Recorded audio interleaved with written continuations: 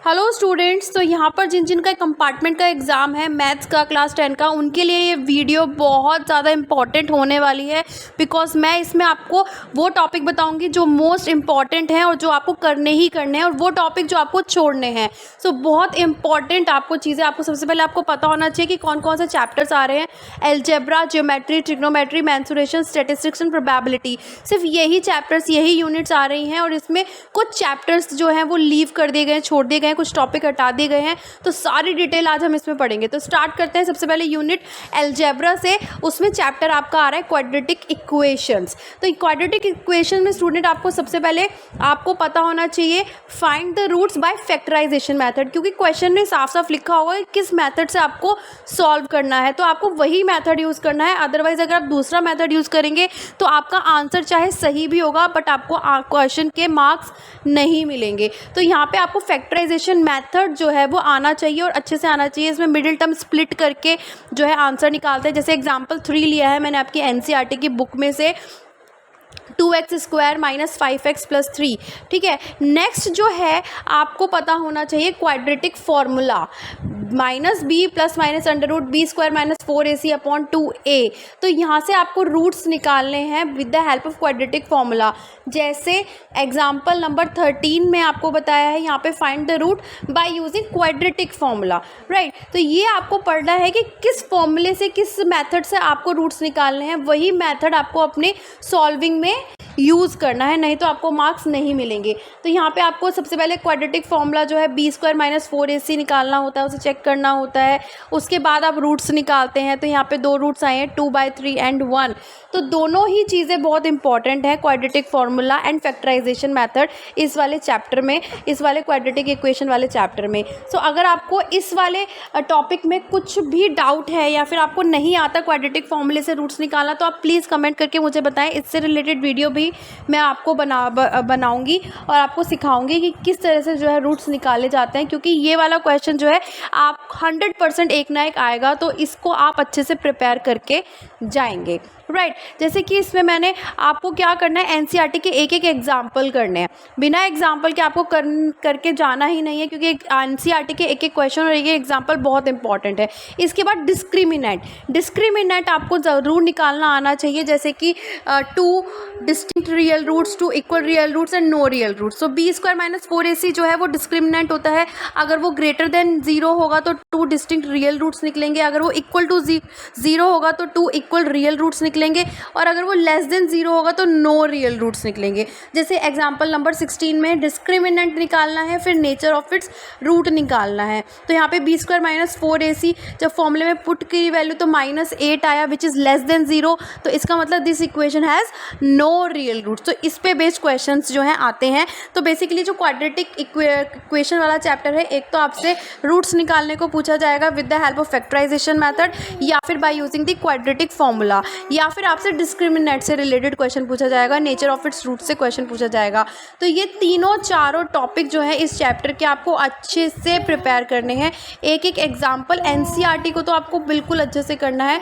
और फ्रेंड्स, यहाँ पे आपको मैं एक बात और बता दूँ, मैथ्स में इंपॉर्टेंट होता है फॉर्मूला। तो अगर आपको कोई क्वेश्चन को पता नहीं है कि उसको सॉल्व कैसे करना है, तो आप सिर्फ फॉर्मूला अगर लिख देते हैं तो भी आपको हाफ मार्क मिलता है। और अगर आप बिना फॉर्मूले के क्वेश्चन सॉल्व करेंगे तो आपका हाफ मार्क्स कट भी जाएगा। तो आपको फॉर्मूला ज़रूर लिखना है, अप्लाई करने से पहले फॉर्मूला उसको अच्छे से लिखना है, राइट। इसके अलावा इस पे बेस्ड कुछ डे टू डे एक्टिविटीज़ भी आती हैं। जैसे कि आपको यहाँ पे मैंने ये कुछ क्वेश्चंस आपको शो करने के लिए लिए हैं। जैसे कि the difference of the square, question number 7, the difference of the square of 2 number is 180, the square of the smaller number is 8 times larger than and then the find 2 number. तो इस तरह से इक्वेशंस बनेंगी, उस पर based जो है आपको सॉल्व करना है और आंसर निकालना है। ट्रेन पे बहुत सारे क्वेश्चन आते हैं, स्पीड ऑफ द ट्रेन पूछी जाती है। तो ये एक्सरसाइज 4.3 में से मैंने आपको क्वेश्चंस दिखाए हैं। तो इस तरह से डे टू डे एक्टिविटी से रिलेटेड प्रॉब्लम्स भी पूछी जाती हैं, राइट। नेक्स्ट चलते हैं एलजेब्रा यूनिट के नेक्स्ट चैप्टर पे। एक तो क्वाड्रेटिक इक्वेशन हो गया आपका चैप्टर।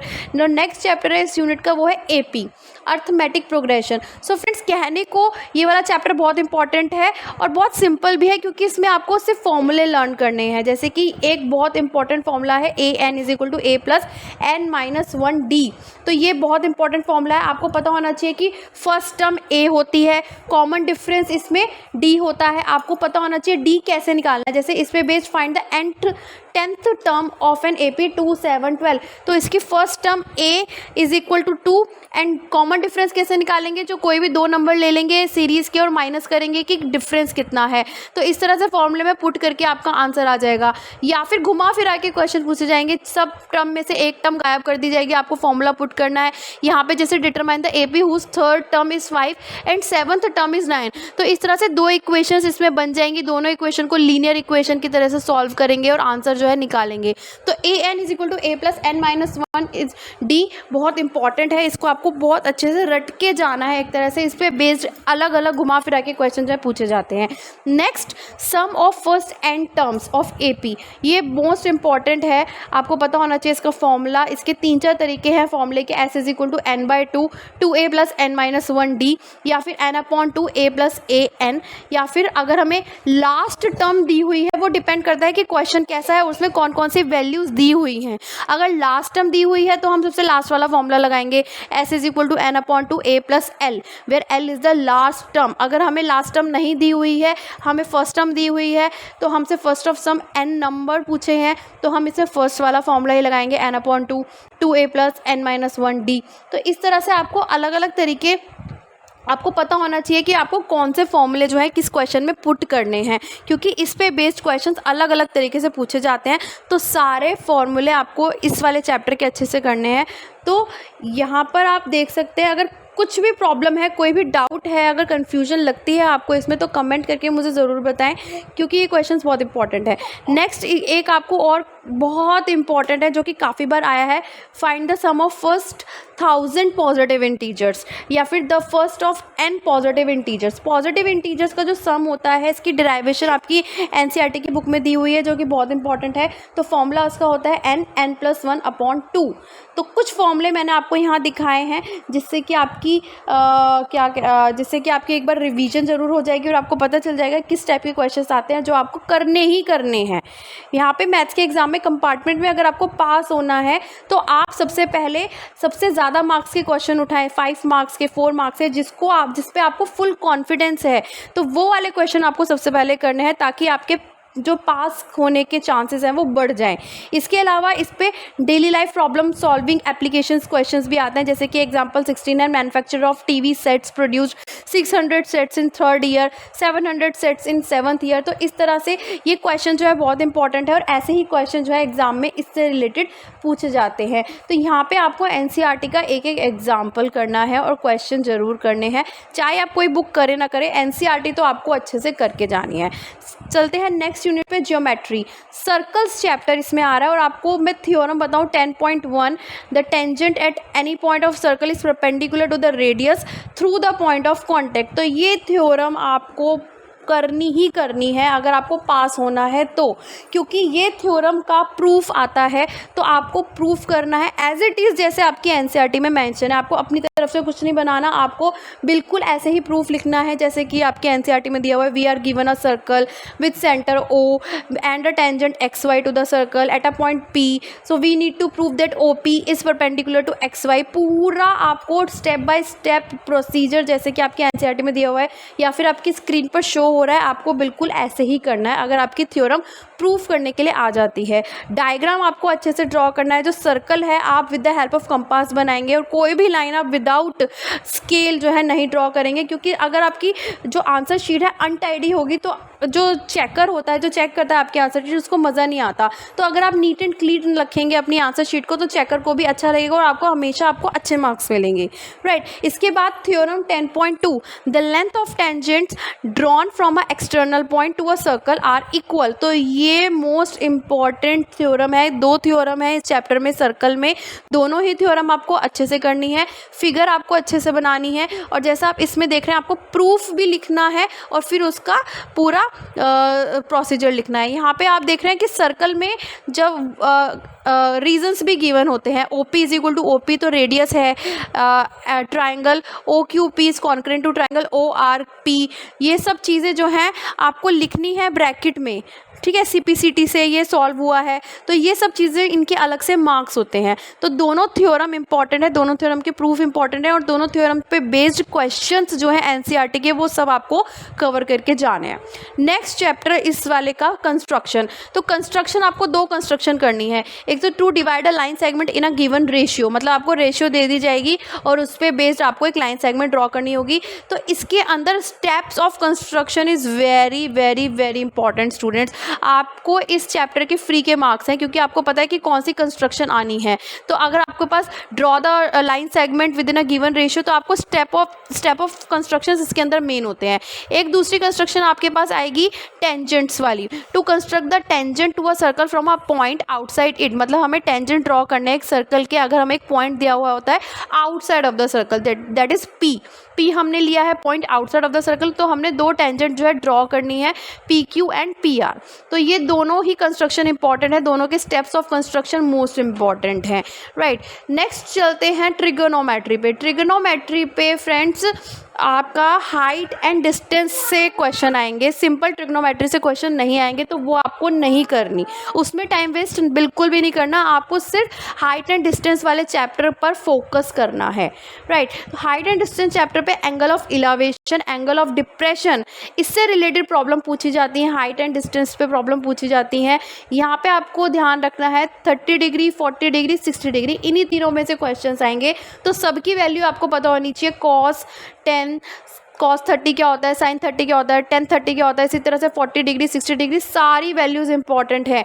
यहाँ पे सिंपल प्रॉब्लम्स आएंगी, ज़्यादा डिफिकल्ट प्रॉब्लम नहीं आएगी जिसके अंदर 2 राइट एंगल होते हैं, वो वाले क्वेश्चंस नहीं आएंगे, सिंगल राइट एंगल वाले क्वेश्चंस आएंगे। जैसे कि आपकी स्क्रीन पे यहाँ पे शो हो रहा है कि an observer 1.5 metre tall is 28.5 metre away from a chimney, तो यहाँ पे एंगल ऑफ इलेवेशन दिया होगा, आपको हाइट पूछी होगी, तो सिंपल आपको ईजिली ये सॉल्व हो जाएगा। अगर थोड़ी सी भी डिफिकल्टी है हाइट एंड डिस्टेंस वाले चैप्टर में, तो आप कमेंट करके मुझे ज़रूर बताएं, क्योंकि ये क्वेश्चन सिंपल है और आपको आने चाहिए और ऐसे ही क्वेश्चन एग्जाम में पूछे भी जाएंगे। इसके अलावा एग्जाम्पल नंबर 5 आप देख रहे हैं यहाँ पे शेडो, आपको शेडो ऑफ द टावर, ये बहुत बार क्वेश्चन आता है, शेडो वाला क्वेश्चन बहुत बार आता है। इसमें भी आपको डिग्री दी हुई है और आपसे हाइट पूछे टावर की, तो इस वाले क्वेश्चन में आपको फिगर ज़रूर बनानी है। जैसे कि आपको यहाँ पे दिख रहा है, आपको फिगर के मार्क्स अलग से होते हैं, चाहे आप अगर आपको सॉल्यूशन उसका नहीं आ रहा है, तो अगर आप फिगर भी बना देंगे तब भी आपको 1 मार्क्स मिल जाएंगे और आप शायद पास हो जाएं, राइट। तो यहाँ पे आपको क्वेश्चंस की फिगर बनाना इंपॉर्टेंट है और फिगर भी आपको with the help of diagram और लेबल्ड फिगर बनानी है, ABCD पूरा जितना भी आपको क्वेश्चन में दिया हुआ है 40 मीटर, उसको भी शो करना है। तो ये कुछ टिप्स होते हैं मैथ्स में मार्क्स गेनिंग, कि आपको हमेशा फॉर्मूला लिखना है या फिर आपको डायग्राम ड्रॉ करना है, उसको लेबलिंग करना है, तो ये सब टिप्स होती है मैथ्स में अच्छे मार्क्स लाने की। नेक्स्ट यूनिट है मेंसुरेशन। मेंसुरेशन में आता है surface area and volume chapter. तो आपको क्या करना है, इसके अंदर सरफेस एरिया और वॉल्यूम आपको पता होने चाहिए फॉर्मूले, क्यूब के, क्यूबॉइड के, स्पेयर के, हेमिस्फेयर के, सिलेंडर्स के, कोन के। तो इस तरह से आपको कॉम्बिनेशन में क्वेश्चन आते हैं। जैसे कि आप फिगर देख रहे हैं, नीचे कोन है और ऊपर हेमिस्फेयर है, तो इसका एरिया निकालने को बोला जाएगा, सरफेस एरिया। जब भी हम कलर करने के लिए बात करते हैं क्वेश्चन में, कलरिंग जो बाहर से होती है, तो हम सरफेस एरिया निकालते हैं, लेकिन हम जब उसके अंदर पूछा जाता है कि उसके अंदर कितना आ सकता है वाटर या फिर उसके अंदर वॉल्यूम कितना आ सकता है, तो हम वॉल्यूम निकालते हैं, राइट। तो ये सब चीज़ें आपको पता होनी चाहिए, क्योंकि कॉम्बिनेशन में क्वेश्चन आते हैं। जैसे कि फिगर में आप देख रहे हैं, नीचे जो है क्या बना हुआ है, सिलेंडर बना हुआ है और ऊपर हेमिस्फेयर है। तो यहाँ पे इसी तरह से अलग से आप देखेंगे, यहाँ पे जो है नीचे हेमिस्फेयर है और उसके ऊपर कोन है। तो कॉम्बिनेशंस आते हैं किसी भी 2 के, 3 के आपसे कभी नहीं पूछा जाएगा, 3 अलग अलग कॉम्बिनेशंस नहीं होंगे, सिर्फ 2 के ही कॉम्बिनेशन होंगे। जैसे कि यहाँ पे आपको हेमिस्फेयर और कोन का कॉम्बिनेशन मिल रहा है, तो उस पे बेस्ड जो है आपको अलग अलग फॉर्मूले आपको याद होने चाहिए सरफेस एरिया के और वॉल्यूम के अच्छे से, क्योंकि आपको इसमें कैलकुलेशन करनी है और फॉर्मूले अगर याद है तो वो आपको पुट करके आंसर निकालना है। नेक्स्ट टाइप के क्वेश्चन इस चैप्टर में से पूछे जाते हैं कन्वर्टिंग टाइप के क्वेश्चन, जो कि एक सॉलिड से दूसरे सॉलिड में में कन्वर्ट करे जाते हैं तो क्या डिफरेंस होता है, उस पे बेस्ड प्रॉब्लम्स आती हैं। तो ये भी बहुत इंपॉर्टेंट होता है और बहुत ईजिली ये सॉल्व हो जाता है अगर आपको फॉर्मूले याद हैं। बेसिकली इस चैप्टर में सिर्फ फॉर्मूले हैं, वो आपने अगर अच्छे से कर लिए तो इसका मतलब, और कैलकुलेशन अगर आपने अच्छे से कर ली तो इसका मतलब आपने इस वाले चैप्टर पे महारत हासिल कर ली। तो इस टाइप के क्वेश्चन आते हैं, जैसे कि कोन है, कोन की हाइट दे रखी है और रेडियस दे रखी है, तो उसको हमने चेंज किया है, उसको शेप दी है स्पेयर की। इस क्वेश्चन में कोन को चेंज करके स्पेयर में बना दिया गया है, तो स्पेयर की रेडियस पूछे। तो इसमें इस वाले क्वेश्चन को सॉल्व करने का बेसिक फंडा ये होता है कि हम दोनों की वॉल्यूम इक्वल रख देंगे। जो भी दो सॉलिड्स हमें दिए हुए होंगे उन दोनों की वॉल्यूम इक्वल रख देंगे। तो volume of cone is equal to volume of sphere. तो इस तरह से पाई से पाई यहाँ पे कट जाता है ज़्यादातर, तो ईजिली आप रेडियस जो है यहाँ से निकाल पाएंगे। एक और चीज़ आपको इस वाले चैप्टर में ध्यान रखनी है, यूनिट्स। अगर आपने यूनिट्स नहीं लिखी या आपने यूनिट गलत लिख दी तो आपको मार्क्स नहीं मिलेंगे। तो यूनिट बहुत ज़्यादा इंपॉर्टेंट है। फ्रस्टम ऑफ कोन आपको नहीं करना, ये कम्प्लीटली डिलीटेड है। आपको सिर्फ जैसे मैंने आपको अभी बताया है कि दो सॉलिड्स को कंबाइन करके ही क्वेश्चंस पूछे जाएंगे। फ्रस्टम ऑफ कोन, इससे रिलेटेड क्वेश्चंस आपको नहीं करने। Next unit which is the last unit, statistics and probability. तो यहाँ पे मैं आपको बहुत अच्छे से बता दूँ, प्रोबेबिलिटी आपको करने की ज़रूरत नहीं है क्योंकि प्रोबेबिलिटी से क्वेश्चंस नहीं आएंगे। आपको सिर्फ स्टैटिस्टिक्स पे फोकस करना है। स्टैटिस्टिक्स में भी कुछ ही टॉपिक्स हैं जिसको आपको अच्छे से करना है, जिस पे क्वेश्चंस जो है एग्जाम में पूछे जाते हैं। आपको मीन निकालना आना चाहिए। तो मीन के अलग अलग मेथड आपके एनसीईआरटी में दिए हुए हैं। बेसिकली 3 मेथड शायद आपके एनसीईआरटी में दिए हुए हैं, लेकिन आपको तीनों मेथड करने की बिल्कुल भी ज़रूरत नहीं है। आपको डायरेक्ट मेथड आना चाहिए मीन निकालने का, उसका फॉर्मूला आना चाहिए, और एज्यूम्ड मीन मेथड आना चाहिए। ये 2 आपको मेथड आने चाहिए। स्टेप डेविएशन मेथड करने की कोई ज़रूरत नहीं है। There is no need to do the step deviation method. You have to focus only 2 methods to define the mean, that is direct method and assumed mean method. ये दोनों आपको अच्छे से करने हैं मीन निकालने के। इसके अलावा क्वेश्चंस मीडियन पे आता है और मोड पे आता है। तो दोनों ही फॉर्मूले इंपॉर्टेंट हैं, दोनों ही तरीके आपको पता होने चाहिए कि कैसे हमने मीडियन निकालना है, कैसे हमें मोड निकालना है। जैसे कि आपकी स्क्रीन पे शो हो रहा है मोड का फॉर्मूला, तो यहाँ से आप देख सकते हैं। कुछ भी डिफ़िकल्टी हो किसी भी फॉर्मूले में, कुछ भी चीज़ आपको समझ में नहीं आ रही हो तो प्लीज़ कमेंट करके ज़रूर पूछें, क्योंकि यहाँ पे मेरा मतलब मोटिव यही है कि आप पास हो जाएं, आपको अच्छे नंबर से, बल्कि अच्छे नंबर से पास हो जाएं। तो मैंने यहाँ पे आपको बताएं इम्पॉर्टेंट फॉर्मूले, इम्पॉर्टेंट थ्योरम्स और पास होने की टिप्स। बेसिक फंडा मैथ्स में होता है फॉर्मूला। आपको फॉर्मूला अच्छे से करना है, फॉर्मूला अच्छे से लिखना है, जो भी फॉर्मूला आप यूज़ कर रहे हैं उसको अच्छे से लिखना है। और मैथ्स के पेपर करते समय आपको एक बात ध्यान रखनी है कि आप सबसे ज़्यादा मार्क्स, जिस पे आप सबसे ज़्यादा कॉन्फिडेंस है, वो क्वेश्चन पहले करें और 1-1 मार्क्स के आप बाद में करें, ताकि आपके चांस ज़्यादा रहें पास होने के। फिगर्स आपको अच्छे से बनानी है, लेबल्ड फिगर बनानी है। सो फ्रेंड्स, यहाँ पे वीडियो अच्छी लगी है तो अपने फ्रेंड्स से ज़रूर शेयर कीजिए। किसी भी चीज़ में प्रॉब्लम है तो प्लीज़ आप मुझे कमेंट करके ज़रूर बताएं। Till then bye bye, take care and best of luck. Hello students, तो यहाँ पर जिन जिन का